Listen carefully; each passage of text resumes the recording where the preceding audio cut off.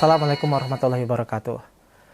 Alhamdulillah, assalatu wassalamu ala rasulillah wa ala alihi wa sahbihi wa mawalah wa la hawla wa la quwata illa billah.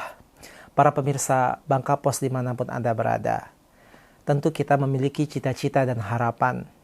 Dan kita terkadang punya masalah dan punya ujian masing-masing. Yang semua itu tidak bisa kita selesaikan kecuali hanya Allah Subhanahu wa Ta'ala yang bisa membantu kita, yaitu dengan berdoa bersungguh-sungguh kepada Allah Subhanahu wa Ta'ala. Kemudian yang menjadi pertanyaan adalah, sering kita sudah berdoa kepada Allah Subhanahu wa Ta'ala, tetapi doa kita tidak dikabulkan oleh Allah Subhanahu wa Ta'ala, sehingga kita pun mungkin putus asa dan akhirnya kita pun tidak mau berdoa lagi. Atau di bulan Ramadan ini adalah bulan di mana Allah Subhanahu wa Ta'ala banyak memberikan waktu untuk kita dikabulkan doanya, yaitu terutama pada saat berbuka puasa, itu doanya tidak ditolak oleh Allah Subhanahu wa Ta'ala. Begitu juga ketika sahur, itu doanya tidak ditolak oleh Allah Subhanahu wa Ta'ala. Ketika kita sehabis sholat taraweh, sholat tahajud, itu adalah doa-doa yang mustajab, yang seharusnya akan dikabulkan oleh Allah Subhanahu wa Ta'ala kalau kita berdoa kepadanya. Tetapi yang menjadi pertanyaan, kenapa kita sudah berdoa tetapi tidak dikabulkan oleh Allah Subhanahu wa Ta'ala? Ada beberapa faktor yang menjadi sebab doa itu tidak dikabulkan oleh Allah Subhanahu wa Ta'ala. Dalam sebuah hadis, Rasulullah SAW pernah bersabda, "Innallaha thayyib la yuqbalu illa thayyib." Bahwasanya Allah itu maha baik dan dia tidak menerima kecuali yang baik saja. Dan Allah Subhanahu wa Ta'ala memerintahkan kita untuk makan, memerintahkan kita untuk makan makanan yang thayyib sebagaimana para nabi-nabi kita dahulu, para orang-orang sebelum kita memakan makanan yang baik. Kemudian dalam hadis tersebut ada satu hal yang menjadi poin penting untuk doa kita dikabulkan. Kata Rasulullah SAW, "Summa dzakara rajulu yutilus safar ash'asa aghbara yamuddu yadayhi ila sama, ya Rabbi, wa malbasu haram, wa mat'amuhu haram, wa ghudhiya bil haram, fa anna yustajabulah." Kedalam hadis ini, kata Rasulullah SAW, kemudian Rasulullah SAW menyebutkan ada seorang laki-laki yang dia sedang menempuh perjalanan safar.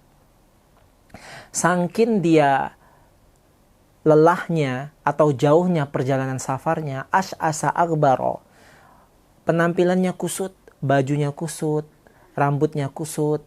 Kemudian dia mengangkatkan tangannya, yamuddu yadahi ila sama, dia berdoa ke atas langit. Berdoa ke atas langit dan berkata, "Ya Rabbi, ya Rabbi." Ya Rabbi, ya Rabbi. Dengan bersungguh-sungguh dia berdoa. Dalam hadis ini disebutkan orang ini sudah mengambil beberapa sebab sehingga doanya dikabulkan. Pertama, dia safar. Orang yang safar itu doanya mustajab. Kemudian dia berpenampilan lusuh, menunjukkan kerendahan dirinya di hadapan Allah. Itu juga menjadi sebab doanya dikabulkan. Kemudian juga selain itu juga dia telah mengangkat tangannya di atas langit. Dan berdoa dengan cara mengangkat tangan, ini juga salah satu sebab doa kita dikabulkan. Kemudian dia memanggil nama Allah, bertawasul dengan nama Allah. Dia katakan, "Ya Rabbi, ya Rabbi, wahai Robku, wahai Robku." Dia katakan demikian. Akan tetapi subhanallah, doanya tidak dikabulkan. Apa sebabnya? Karena kata Rasulullah SAW, "Wa mat'amuhu haram." Dia makan makanan yang haram. "Wa malbasuhu haram." Pakaian yang dia pakai didapat dari yang haram. "Wa ghudhiya bil haram." Bahkan dia tumbuh, dagingnya tumbuh dari yang haram. "Fa anna yustajabulah." Maka bagaimana Allah mau mengabulkan doanya? Nah, dari sini kita bisa pahami bahwasanya bahaya makan makanan yang haram, memberi pakaian yang haram, mendapatkan semua yang haram, itu menjadi sebab doa kita tidak dikabulkan oleh Allah Subhanahu wa Ta'ala. Maka tidak ada gunanya kita pergi ke Mekah setiap tahun, tapi kita dari yang haram, tetap saja doa kita tidak dikabulkan, karena kita tidak memilah-milah apa yang masuk ke dalam perut kita.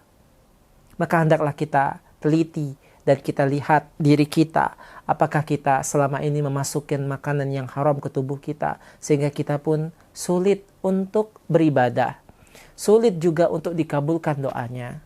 Karena makanan yang haram itu berbahaya untuk kita dan juga untuk anak istri kita kalau kita kasih dengan makanan yang haram, di mana akan tumbuh karakter yang buruk, susah beramal soleh, dan kecenderungannya untuk bermaksiat kepada Allah Subhanahu wa Ta'ala. Makanya dalam sebuah hadis, Rasulullah bersabda, hadis ini juga Allah mengatakan tentang firman Allah Subhanahu wa Ta'ala, ya ayyuhan nabi kulu minat tayyibat wa'malu salihan. Wahai Nabi, makan yang baik-baik dan beramal soleh. Karena makanan yang baik dan halal berpengaruh terhadap amal soleh kita. Ini saya dapat disampaikan. Wassalamualaikum warahmatullahi wabarakatuh.